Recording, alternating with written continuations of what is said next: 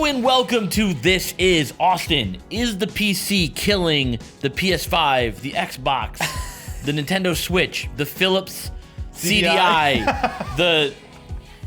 Are you out of consoles? Is that all you got?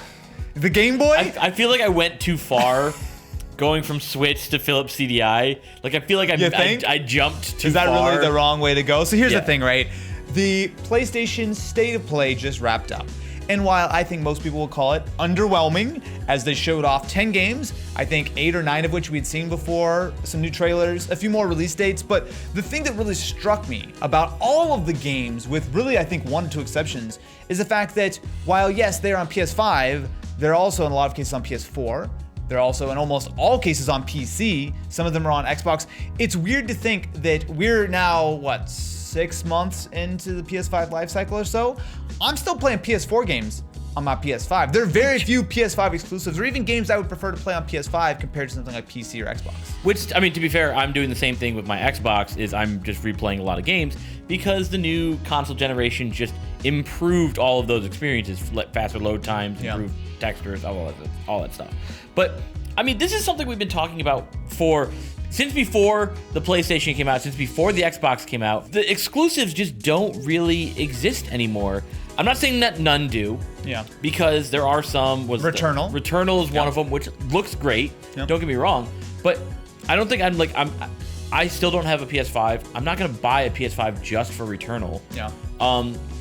Everything else is coming to PC. If I want to play those games, I'll play them on PC. When you look at what we've got on deck for PlayStation 5 and Xbox Series X games, almost all of them are coming to PC, right? There are a lot of Xbox games like Forza and a lot of the first-party titles and stuff that are PC as well as Xbox, and pretty much all of these PlayStation games are only console exclusive, right? So Returnal, I think, was one of the only ones we saw today that didn't actually have a PC version. Most all of these have PC versions. Many of them have like Switch versions and everything.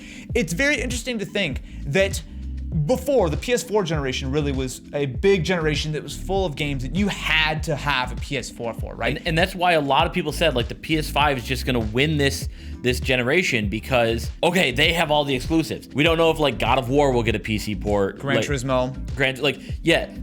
Uncharted. Obviously, we don't have any information on stuff like that yet. So those are going to be, like, the real big, I guess, qualifiers for this. Yeah. But right now, there is no reason to have an Xbox over a PS5 if you have a PC, because all these games are coming to both. It used to be Xbox versus PS5. Right now, it's consoles in general versus the PC, and PC is winning. Well, so I think the PC has the best of a lot of these worlds, right? Because I think from a monetary side of things, there's no way that the developer can, develop a game just for PS5 or just for, Series X or whatever without Sony or Microsoft giving them a giant pile of money to substitute what they would have made on PC, right? And if you're Sony, you're looking at it and go, okay, well, you know what? I'll pay you X number of dollars to keep it off Xbox. You want to sell it on PC, by all means, go ahead, right? And I think any developer who is making sound financial decisions is probably going to take them up on that, right? If you give some console exclusivity, you get a fat stack in return, but you're still able to sell that game on PC.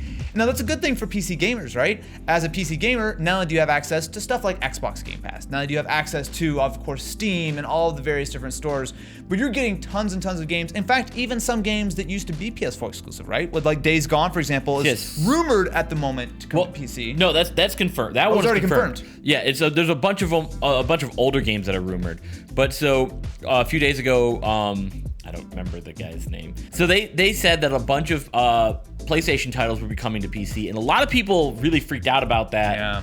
But that was also PS4 games specifically. Which makes sense. Like, okay, so imagine a game comes out for PS4 and 2 years later comes out for PC, or a year later or whatever, right? Now, okay. Well, that's a no-brainer because it's an older game that people will rebuy for a new platform. It's basically printing money if you're Sony. Like, all these games that have already hit their end of life as far as on the console side of things, because if you bought a PS5, you can just port over your PS4 version of it, even if it doesn't have a patch. Put it on PC, you're gonna make that money again. So here's the question: does the PC and all of the games that you used to have purely as PlayStation exclusives, now moving more and more over to PC. Does the PC kill the PS5? Now, before you drop the dislike and unsubscribe and unring-a-ling the ding-a-ling bell, hear me out for just a second, right? This is a hypothetical, right? I think that right there is the thing that people will most agree on, is that PC is like... Okay, so if we all just take off our critical hats for a second, just open your mind and think for just a second, right? Yeah. There's always a market for consoles. I'm not gonna deny that whatsoever, right? No PC can match the idea of having a box that you plug into your TV, it just works, you don't have to deal with downloading driver updates, you don't have to deal with Windows, you don't have to it's simpler, right? Which is why I like consoles over PC. And on top of that, when you look at the PS5 and the Series X and the Series S as well, the value propositions are unreal, especially now, right? When you're struggling to build a $500 gaming PC that is remotely usable, whereas if you can get an Xbox or a PlayStation for close to retail, it's going to completely wipe the floor performance-wise, right? So there's certainly advantages to consoles, don't get me wrong. However, if you look at the amount of games that are available on the PS4 and the Xbox, there's certainly a lot of older games. Specifically on the Xbox, they do a great job with backwards compatibility. Yeah. But you look at new stuff, and yes, there are games that are getting patches. Yes, there are, of course, these PS4 and Xbox games, which look fine. In fact, they actually showed, what was it looks like Fortnite Dodgeball. What is it called? It's Knockout City. Knockout City. Knockout City. Look, Knockout City looks really fun. It's a PS4 game. Not PS5, or it's not PS5 patched, which is very strange, Well, right? that one makes sense because, again, it looks like it's targeted for a younger audience. It is a free-to-play game. Yep. You know, they're going the exact Fortnite route where they want it to be in as many hands as possible. So I'm sure there will be a PS5 patch at some point, but the goal right now is to get it on as many hands as possible, which is by far the PS4 versus the PS5. Yeah. So if you look at the environment that we're in for 2021, obviously next year they have a lot of other games like Gran Turismo, which is now been delayed, but will come out next year. There certainly will be more hardcore PS5 exclusives. But what's the point if you are a gamer? If you own literally any of these consoles, right? So if you own an Xbox, you own a PS5, you own a PC. If you own one of the three, why would you need to buy any of the others, right? If you have a PS5, you're playing a lot of games. If you're having an Xbox, you're playing a lot of games. But if you have a PC, you're playing all the games. Yeah. Which, I mean, we're in such a weird limbo of gaming right now because you don't need to have every console anymore. Yeah. You know, I remember growing up, I used to try and have, I need to get my PlayStation for this. I need to get my Xbox for this. And then, you know, all my Nintendo consoles. I don't have that anymore. So, you get your PC, but now no one can get a PC that's worth a damn for playing any of these games. Yeah. So, it's tough. I can see it over there, but we can't reach it. Yeah. And I do feel like a lot of the announcement last week to have all these PS4 games coming to PC is largely driven by what we talked about in our last PS5 video, that Sony's not making any money right now because there's, well, on the PS5 specifically. Yes. But so they're losing money on every console sale. Just recapping the old video. And the idea there is they make all their money back on software and buying new games and stuff like that. However, all the PS5s are sitting in scalpers' hands, and so they're not making any money on games on those PS5s that they would have sold. I do think by middle to late this year, right? So give it another 3 to 6 months, console supply should be better. Yeah. Not perfect, but I do think you should be able to, without a ton of work, be able to buy a lot of Xboxes and PlayStations at retail pricing. And that's the argument I'm going to make for consoles right now, because right now I don't see light at the end of the tunnel right now for PC parts. Yeah, I don't either. It's gonna be a while. You look at the whole mess with the 3060s that just came out, which we've made these miner proof, and then immediately people found a way to mine with the 3060s. So those are already out of stock. I think it's gonna be really interesting as we go forward for the next few years, right? Before we get our PS5 Pro and our Xbox Series XXX or whatever. I think it's gonna be really interesting to think about what makes the most sense as a gaming platform. If you are someone who wants to sit down on the couch, play on your TV, and certainly if you're someone who doesn't want to spend $7,000 buying RTX 3090s from scalpers, a console makes a lot of sense, right? Yeah. And so let me ask you a more philosophical question. Go for it. all right, like I said, God of War will be like the big tell. I think it will be PS5 exclusive, at least for a while. Yeah, I agree. But if PS5, if you knew it was eventually going to come to PC, would you buy a PS5 to play God of War when it launched? Because that's really what it's coming down to right now. With Xbox has already said, look, we want our games to be on Windows from day one. That's why you can get Doom. That's why you can get Halo whenever the hell that releases in 20 years, because it keeps getting delayed. That is their overall strategy. Yeah. We want it on both platforms so you can play wherever you want. PlayStation is kind of dipping their toe in the water for that. So it comes back to, do you buy a console for day one exclusive, or wait a year or two to play a game on PC and then only have one console? I kind of feel like the answer is somewhat yes to that. Mostly because the strategy that Sony are taking at the moment is that, yeah, the game will probably come to PC at some point. But then again, okay, are you playing Last of Us 2 3 years later than everyone else? It's certainly possible. There's nothing against waiting a couple years to play games. And obviously, that's always been a great move on the used market of, when the Xbox, One came out, everyone goes out and buys an Xbox 360 and 100 games for, $2 each or whatever. Right. And you get to experience the entire generation of gaming. But in these days, when you might want to play a game, in the same decade as when it first came out, it does make sense to have the hardware.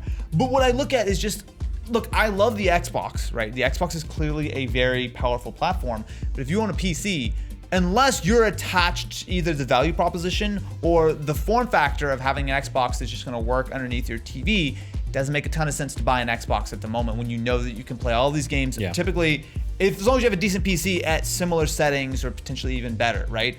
On the PlayStation side, it's a little bit more defensible. I think people who are like trying to scream that the PS5 is dead, the PS5 is, the PC is going to kill it or whatever, clearly that's complete hyperbole.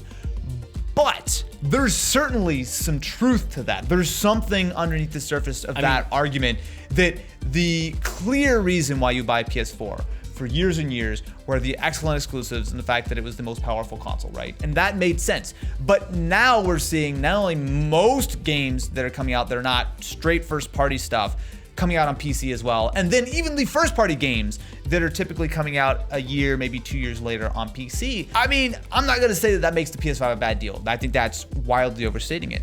But there's something there to the idea that the value proposition between consoles isn't quite what it has been in the past. No, and it's even like one of the things that like is understated for this generation, which didn't exist when the last generation started, was crossplay. You don't have the time, you have the lock-in effect. A big part of the PS4 success, in my opinion, is how badly the Xbox One launched at. Yeah, all right, absolutely. That was garbage. So then a bunch of people bought PlayStations, and then when 6 months down the road, if you're not a day one adopter and you're trying to decide between an Xbox and a PlayStation, you say, well, what do my friends have? Because without cross-platform, if I want to play with my friends, I need what they have.